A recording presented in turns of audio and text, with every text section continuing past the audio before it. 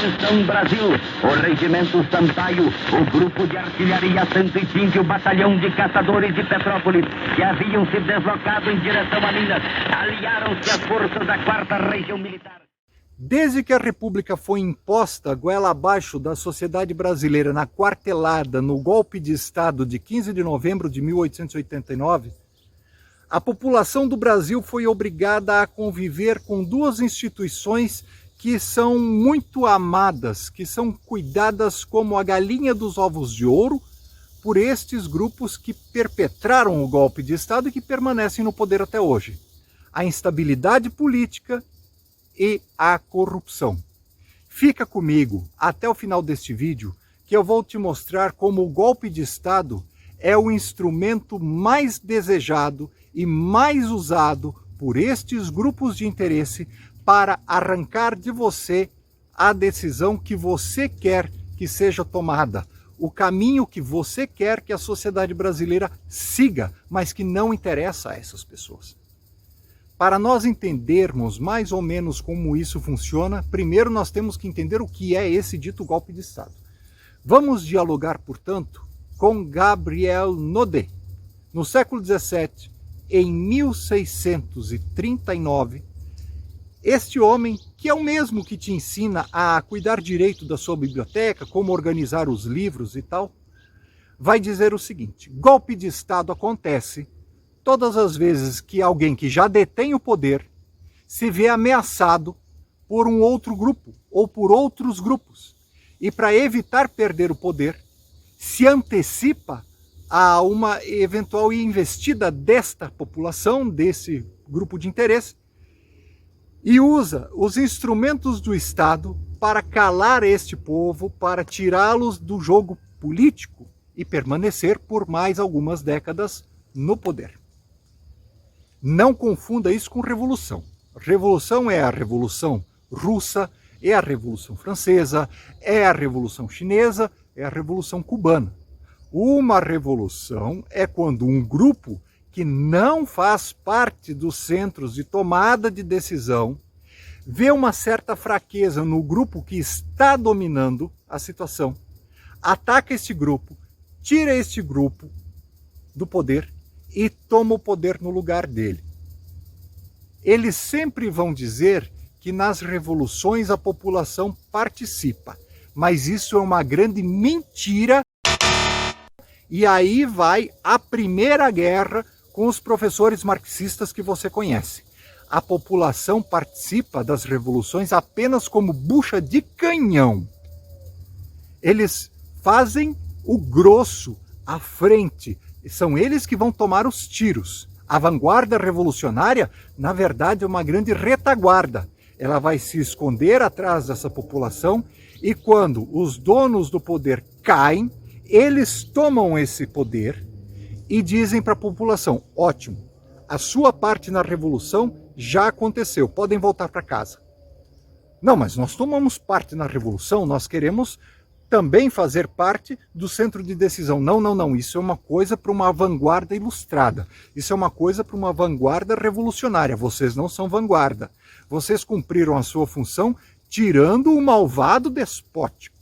Agora, nós é que vamos coordenar a sociedade em seu nome, pelo seu bem.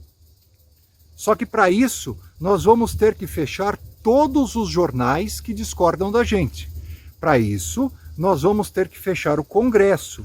Para isso, nós vamos ter que convocar eleições em que os nossos representantes ganhem, entendeu? Os nossos representantes ganhem. Para isso, você não pode discordar da gente. Ah, mas e se a gente discordar? A gente não lutou por liberdade? Sim, vocês lutaram por liberdade. Mas olha, discordar é meio perigoso, sabe? É isso que eles vão te dizer. Quer um exemplo claro? Ótimo, Revolução Francesa. Todos os que discordaram dela morreram. 16 mil mortos. Revolução Russa, milhões de assassinados. Revolução Chinesa, milhões de assassinados. Revolução Cubana, o paredão é pintado de sangue até hoje. Por quê? Porque a população lutou por liberdade e só trocou o algoz só trocou aquele que segura o chicote e que dá chicotadas no pelourinho. No final das contas, a população não ganhou nada, a população só perdeu, a população só teve que chorar. A população só trocou o tirano que açoitava. Enfim, para a população não importa se é golpe de Estado ou se é revolução. Nada muda. A fome continua a mesma. Na Rússia, quando o regime soviético estava para cair, a população tinha que fazer fila para comprar pão mofado e batata podre nos supermercados, porque era isso que tinha para comer. Cuba é um favelão.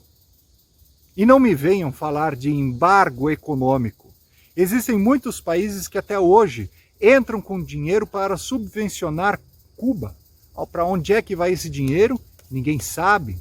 Lembre-se da campanha dos Mais Médicos, em que os médicos cubanos que vinham aqui para o Brasil ficavam com 1/4 do seu salário. O resto ia para o governo cubano para sustentar a vanguarda revolucionária.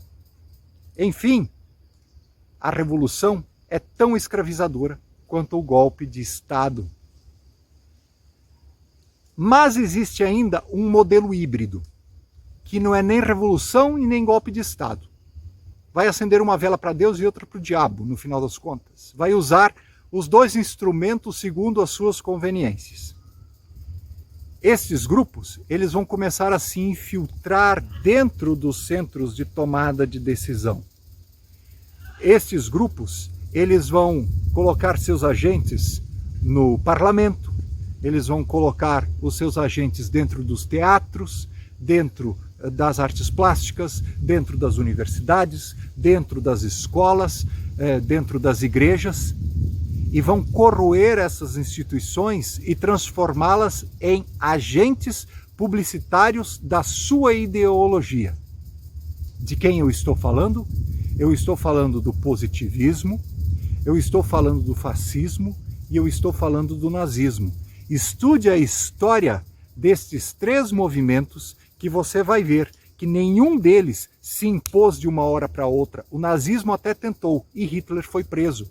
Foi na cadeia que ele entendeu que era melhor começar a corroer aquela sociedade que já vinha sendo questionada por dentro, aos poucos, tomando o poder. Mussolini o seguiu. No Brasil não foi diferente. O golpe militar de 1889 não acontece em 15 de novembro. Ele vem acontecendo aos poucos. E isso eu vou explicar daqui a pouquinho. Quem copia esse modelo híbrido? Quem vai criar uma teoria sobre esse modelo híbrido? Ele já era praticado, só que não tinha nenhum grande teórico. Sim, a Escola de Frankfurt, os teóricos marxistas da Escola de Frankfurt não vão observar o golpe de Estado para teorizar sobre o golpe de Estado. Eles não vão teorizar sobre as revoluções, inclusive fazem críticas severas a elas. Eles vão observar como Hitler, como Mussolini e como os positivistas tomaram o poder. E vão dizer, olha, é por aí que se age. Vamos escrever uma teoria dizendo a nova sociedade, a sociedade revolucionária, ela vai nascer a partir de uma mudança de ideias. E nós só podemos mudar as ideias através das universidades, das escolas, das artes, da mídia, enfim. Vamos entrar nesses centros e vamos começar a impor à sociedade o nosso modelo de mundo. E de repente a sociedade vai estar tão impregnada desta nova filosofia, deste novo discurso, que simplesmente vai concordar, porque todos os seus líderes já concordam. Logo, a Escola de Frankfurt. E tenha um ataque cardíaco, senhores marxistas. A Escola de Frankfurt vai copiar os positivistas, vai copiar Hitler, vai copiar Mussolini e dizer que é assim mesmo que se toma o poder. Certo? Antes de explicar como é que isso acontece aqui no Brasil, eu tenho um baita de um desafio a te fazer. Então esteja preparado porque é rapidinho.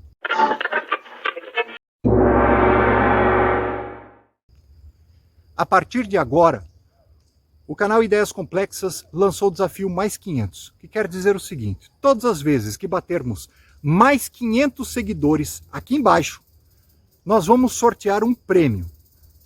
Então, todas as vezes que chegarmos a 500, 1.000, 1.500, 2.000 seguidores, nós vamos premiar um dos nossos seguidores. Então, além de deixar o seu like e fazer os comentários aqui embaixo, não esqueça de seguir o canal, porque daí você já vai estar concorrendo e pode ser a pessoa sorteada a ganhar um dos nossos prêmios em um futuro muito próximo. Então, muito obrigado e desde já, boa sorte.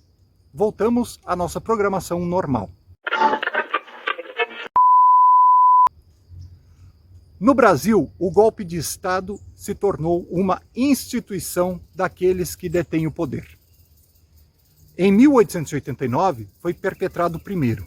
E assim como um castelo de cartas, assim como um joguinho de dominó, em que as peças são colocadas lado a lado e que, quando uma é derrubada, ela cria um estado de efeito cascata e vai derrubando todas as demais, o golpe de Estado no Brasil é uma instituição.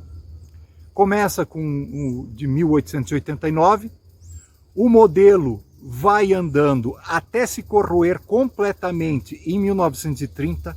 Em 1930, Washington Luiz rompe o pacto que existia entre as duas grandes elites econômicas e políticas nacionais, querendo colocar um outro presidente paulista no poder.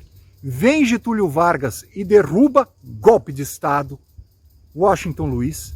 Em 1937, Getúlio Vargas se vê questionado por parte da população e sob a ameaça de um levante comunista, dá outro golpe de Estado.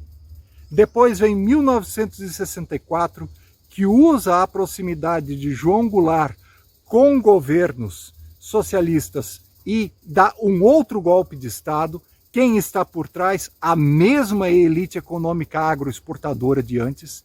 E em 1968, eles recrudescem ainda mais essa política de dominação.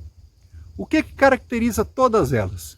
Primeiro, domínio e subjugação da imprensa. Certo? É o primeiro movimento que eles vão fazer, todas as vezes. Desde o decreto 85A, e se você não sabe ou não se recorda do que eu estou falando, aqui em cima vai aparecer o cardzinho com o link da playlist sobre a história da imprensa no Brasil. Assista, por favor, para você entender como a nossa imprensa entra nessa crise de legitimidade, de credibilidade que ela vive até hoje. A segunda instituição que eles vão atacar é a educação. Eles precisam moldar a opinião pública e nada melhor do que invadir as salas de aula, impor o seu modelo de conhecimento, o seu modelo filosófico, para que a criança cresça acreditando que aquilo é a única verdade da qual se deve acreditar.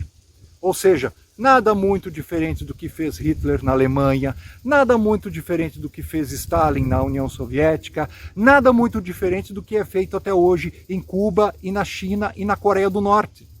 É o mesmo instrumento, é o mesmo instrumento de dominação. É por isso que as nossas crianças entram na escola analfabetas e muitas saem adolescentes analfabetos das escolas. Por quê? Porque se quer doutrinar, não se quer ensinar. E, para você saber do que é que eu estou falando, cardzinho da playlist sobre educação neste nosso país. Certo? Tudo isso é instrumento de dominação. Além disso, tem a mídia que vai elogiar o governo desses golpistas, que vai dizer, olha, aqui está o modelo ideal para a nossa sociedade, viva o presidente fulano de tal. Para piorar a situação, eles querem criar a ideia de que houve uma revolução. Pergunto eu, quando foi que a população tomou parte em 1889, na quartelada de 15 de novembro? Não tomou parte. E para você tem um presente. Na descrição tem parte do livro Os Bestializados, de José Murilo de Carvalho, que ele vai explicar como aconteceu o golpe da República. Além dele, tem outro presente. É o texto do doutor Celso Castro, da Fundação Getúlio Vargas, se eu não me engano. Me desculpe se eu estiver errado. Ele vai dizer como, sob quais circunstâncias aconteceu a quartelada de 1889. Além do controle da mídia, da educação e dos meios de comunicação de uma maneira geral, estes golpistas vão tentar te doutrinar trocando os símbolos da pátria, trocando os instrumentos que te dizem respeito como cidadão, como alguém pertencente a um grupo. Eles vão trocar a bandeira, eles vão trocar o hino, eles vão trocar qualquer símbolo que te ligue a algo que era anterior a eles. Eles vão dizer, não, depois da nossa revolução, que no final dos contos é um golpe, os símbolos são esses. Você deve seguir estes símbolos, você deve amar estes símbolos.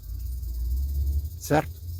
E se nada disso der certo dentro do golpe de Estado, hoje em dia eles podem usar de meios eletrônicos. Eles podem determinar em quem você vai votar. E para isso eu explico como a urna eletrônica do Brasil pode ser fraudada, sim, não por agentes externos, mas por outros agentes. Agentes que fazem parte desse Estado e que perderiam muito se o poder de repente trocasse de mãos. E não por mãos revolucionárias, mas por mãos de pessoas que efetivamente estivessem preocupadas com o desenvolvimento da sociedade e não de grupos. Aí você pode me perguntar, mas professor, dentro do nosso meio político, existe algum grupo que esteja de fato preocupado com a nossa sociedade desta maneira? Eu vou dizer não. Todos eles fazem parte de exatamente o mesmo conluio, a mesma organização, o mesmo sistema. E para isso, mais um cardzinho aqui, você tem que entender quanto custa e como funciona o sistema eleitoral brasileiro, quanto te custa a Câmara e o Senado, quanto você paga para que os partidos políticos brasileiros, legítimos ou não, simplesmente existam. Sai tudo do seu bolso. No final das contas, o golpe de Estado pode ser vivido por você agora mesmo e você nem sequer dá conta disso. Tamanha a sutileza que eles desenvolveram para tomar o poder. Se eles precisaram de canhões e baionetas em 1889, hoje eles precisam apenas da conivência de alguns outros agentes públicos que vão incutir em você a certeza de que você participa de um país democrático. Antes de terminar esse vídeo, um dado interessante. O Brasil não está nem entre as 50 nações mais democráticas do mundo. O Brasil é uma democracia de faz de conta, é uma grande falácia, uma grande mentira. No próximo vídeo, você vai ficar sabendo quanto custa o funcionalismo público nesse país. Muito obrigado por ter me assistido até agora. Fique com Deus. Um beijo no seu coração e até mais.